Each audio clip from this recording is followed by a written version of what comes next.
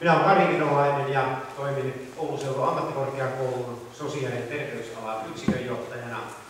Olen koulutukseltani yhteiskuntatieteiden tohtori ja tausta on opettajan ja sosiaalityöntekijä tausta. Eli olen tehnyt sosiaali- ja terveydenhuollon alalla oman työurani. Se, miksi olen lähtenyt tähän kamppailuun mukaan, on huoli Suomen tulevaisuudesta. Toivon, että siihen päästään vähän syvällisemmin tämän esittelypuheenvuoron jälkeen, eli haluan täsmentää, mistä on kysymys ja mistä asioista on huolestunut.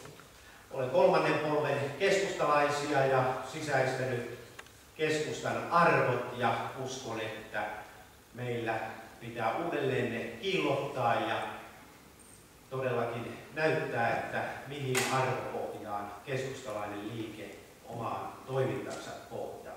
Niitä arvoja haluan olla kirkastaa.